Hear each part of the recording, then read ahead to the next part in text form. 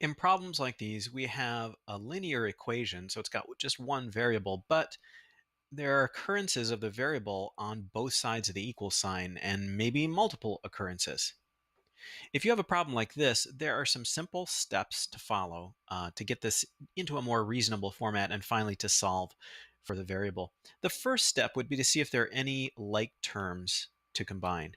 And here we have a 16w and a negative 3w both on the same side. So we can just simply do 16w minus 3w. That's 13w. And on the rest of this side, we just have the 36. And on the other side, we have 4w minus 18. I don't see any other like terms to combine there. So that's the first step, combining like terms if you can.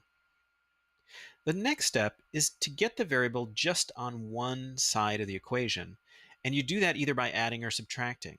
We have a positive 13w over here, and we have a positive 4w over here. If I wanted to get rid of this smaller one, which is usually the approach I take, I would subtract it. It's a positive 13 or 4w, so I subtract 4w.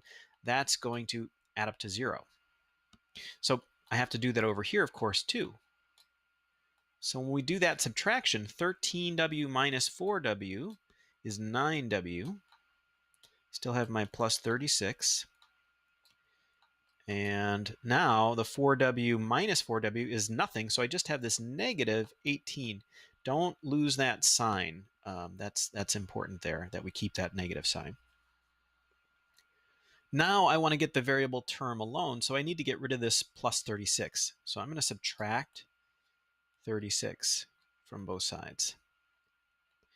On the left, that's just going to leave me with 9w. On the right, I've got a negative 18 and a negative 36. If that gets confusing with the signs, you might want to do it on your calculator. The way I think of that in my head is if you've got two negatives that I'm putting together, I'm going to get a bigger negative number. So it's like I'm adding the digits. So this would be 14, and I carry the 1. So this would be a negative 54. And then finally, I just want to divide by whatever's multiplied by the w to get the w totally alone. So I'm going to divide both sides by 9.